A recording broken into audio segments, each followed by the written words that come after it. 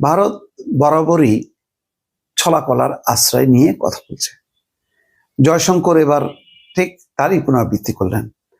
এখন একটা কথা বলছেন যে শেখ হাসিনা ভারতে থাকবেন কিনা সেটা তাকেই সিদ্ধান্ত নিতে হবে, মানে ভারতের সিদ্ধান্ত নেওয়ার বিষয় না, এটা হচ্ছে তারই বিষয়।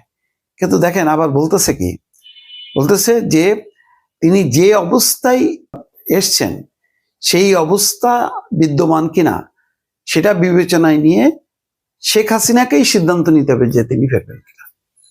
তার মানে এটা কি? তার মানে এটা হচ্ছে তিনি যে ধাওয়া খাইছিলেন বাংলাদেশ থেকে, যারা ধাওয়া দিচ্ছিল এখন তারা ক্ষমতায়, তাহলে সেখানে যাওয়া যাবে না।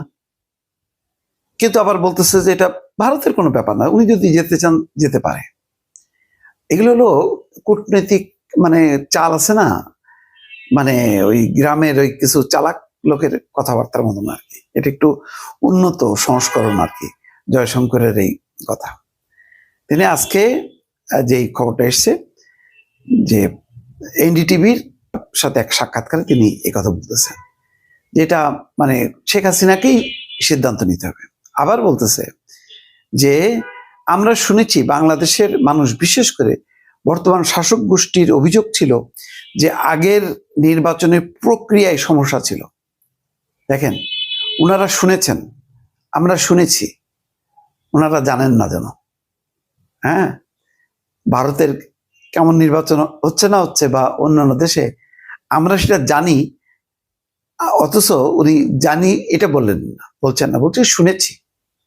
মানে এই শোনা কথা ভুল হইতে পারে, মানে এরকম একটা ভাব যে আগের নির্বাচনের প্রক্রিয়ায় সমস্যা ছিল। যদি নির্বাচন নিয়ে আপত্তি থাকে তাহলে এখন উচিত মানে একটা সুষ্ঠু নির্বাচন আয়োজন করা। খেয়াল করছেন চালাকিটা? বলতেছে আগের নির্বাচনে তো কি ছিল, সমস্যাটা ছিল এটা অংশগ্রহণমূলক ছিল না, সুষ্ঠু ছিল না, নিরপেক্ষ ছিল না। এখন বলতেছে যে যেহেতু আগে এই সমস্যাটা ছিল তাহলে এখন করুক, অংশগ্রহণমূলক করুক।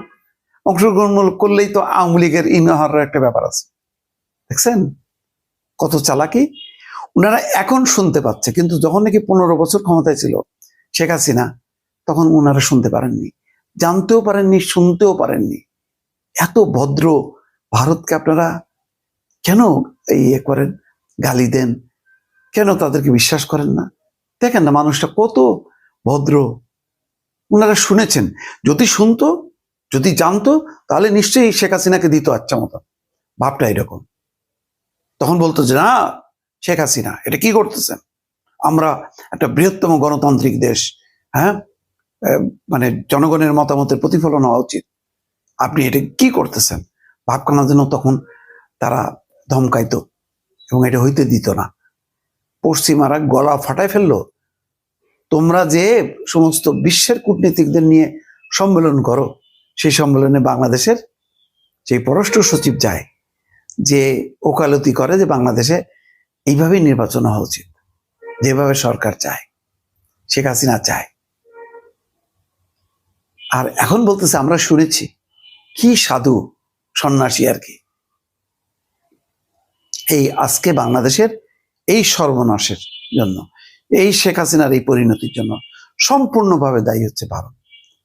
ভারতকে যেহেতু তারা মুরব্বী মানছে, ভারতের জোরে চলতো, ভারতের উচিত ছিল যে তুমি তো বিপজ্জনক পথে পা দিচ্ছ, উল্টে গেলে তো তোমার খোঁজ পাওয়া যাবে না। আজকে দেখেন ঘরে আশ্রয় দিয়ে আবার বলতেছে যে এটা একান্তই শেখ হাসিনার ব্যাপার, এটা ওনাদের ব্যাপার না। শেখ হাসিনা ভারতে থাকবেন নাকি অন্য কোথাও বেড়াতে যাবেন, এটা শেখ হাসিনারই ব্যাপার। মানে এত স্টুপিড টাইপের কথাবার্তা চোখের সামনে ঘটতেছে, সবাই জানতেছে, কোটি কোটি মানুষ। আর ওনারা শুনেছি, জেনেছি, এটা তো আমাদের ব্যাপার না, এটা শেখ হাসিনার ব্যাপার। উনি যে অবস্থা থেকে এসছেন সেই অবস্থা কি পরিবর্তন হয়েছে? হয়নি। তাহলে কি উনি যেতে পারেন? উত্তর না, যেতে পারেন না। কিন্তু এটা ঘোর প্যাঁচ দিয়ে এমন ভাবে আপনার সামনে উপস্থাপন করলো